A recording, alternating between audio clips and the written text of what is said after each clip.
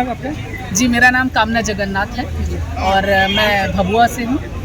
और है आप जितने ज़्यादा जागरूक होंगे, आपको एजुकेशन के साथ साथ अपनी समझ को विकसित करना है। आपको अम्बेडकरवादी सोच से ओतप्रोत होना है, रैदासी सोच से ओतप्रोत होना है। जब जब इस समाज में जुल्म बढ़ा है, तब तब एक ऐसे मसीहों ने जन्म लिया है जिससे कि हमारे समाज को उन्होंने बचाया है राक्षसों से। मनुवादी व्यवस्था को हटाना है, जाति विहीन समाज को हटाना है और हमको जो है अपने देश में एक अम्बेडकरवादी शासन स्थापित करना है। आप तो पढ़ लिख करके मैम आगे निकले, लेकिन आज भी जो महिलाएं हैं पाखंड में जो उलझ कर रह चुकी हैं, रह रही हैं। गांव देहात के लोग जो है अभी भी पाखंडवाद में जो उलझ कर रह रही हैं। जी, ये हमारी जिम्मेदारी है। जितनी भी पढ़ी लिखी महिलाएं हैं, मेरा उनसे आज ये आग्रह है कि आप अपने घरों से निकलिए, बाहर आइए, मीटिंग्स में आइए, लोगों को जागरूक करिए, क्योंकि आप तो पढ़ लिख गई। बाबा साहब ने कहा था कि हमारे समाज के कारवा को आगे लेके जाना है। आपने जो है, आपको जितने रनों का टारगेट दिया गया था, आपने उतने रनों को पूरा अभी तो नहीं कर पाया। जो टारगेट आपको मिला था, जो टारगेट हमारे मसीहा लोगों ने दिया था हमने उसे भी अचीव नहीं किया है। Long miles to go. आप सभी भाई बहनों से मुझे कहना है, long miles to go, because you know pretty well कि हम अगर समाज में उत्थान कर सकते हैं तो सिर्फ और सिर्फ जाति विहीन समाज को बना करके। ये मैं सिर्फ एक पर्टिकुलर पार्टी के लिए नहीं कह रही, ये हर एक पार्टी का। आपने देखा होगा जब हमारे चुनाव नज़दीक आते हैं, लोग अंबेडकर साहब का दामन थाम लेते हैं। क्यों? क्योंकि उन्हें पता है कि बिना अंबेडकरवादियों के वो किसी भी समाज में किसी भी पार्टी को जिता नहीं सकते। तो ये हमारी ताकत है।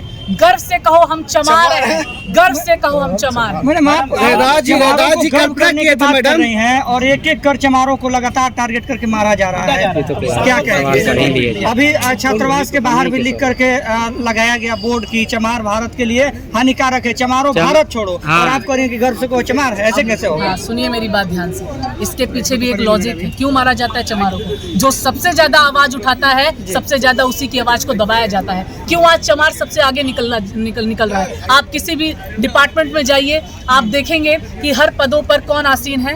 आप देखेंगे कि 99% ब्राह्मणवादी लोग आसीन हैं, लेकिन जो अगर 1% जो बचा हुआ है, उस पर आपको हमारी बिरादरी का भी लोग मिलेगा। क्यों?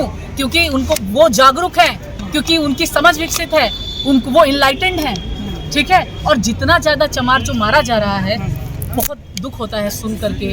और बहुत सारे केसेस मैं देख रही हूँ, ये सुन करके बहुत मन व्यथित होता है। इसके लिए हम लोग बहुत जो है पूरी तरीके से, पूरी शिद्दत से हम लोग कोशिश करेंगे कि जितने भी एट्रोसिटीज हो रही हैं चमारों के ऊपर, हम लोग आवाज उठाएंगे। आज रैदास जी सम्मेलन कराया गया,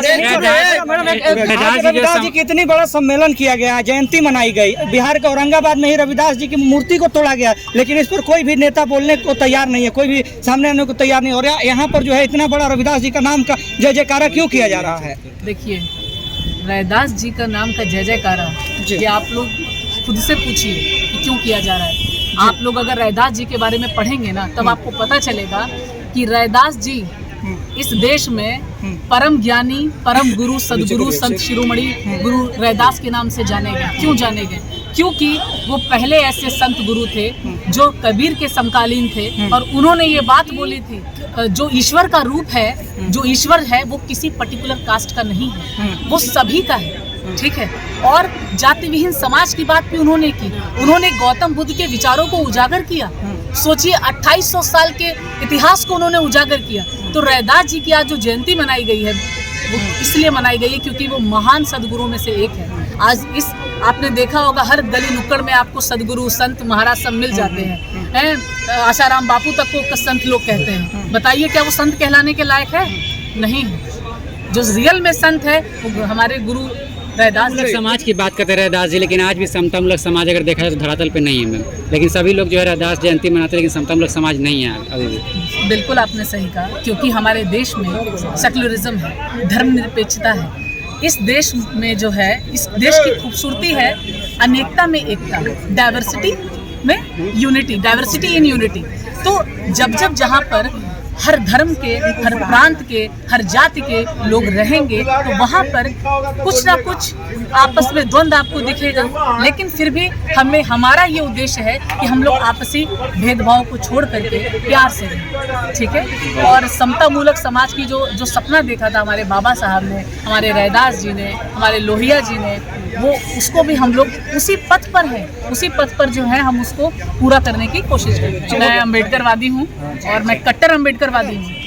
क्वालिफिकेशन मैम आपका? देखिए मेरी क्वालिफिकेशन मैं बता देती हूँ आपको। I did my schooling from different Kendriya Vidyalayas across the country. I did my graduation from Chhatrapati Shahuji Maharaj Kanpur University. I did my post graduation from IFTM University Muradabad, Uttar Pradesh. I'm MSc Gold Medalist, University Topper. I have 85 certificates of excellence in sports, music and academy मिलेगी। जो लड़ेगा उसी के ऊपर अत्याचार होगा। आप लोग जो हैं आप चुपचाप बैठ जाइए, अत्याचार को सहन करते रहिए, कोई आपसे कुछ नहीं कहेगा।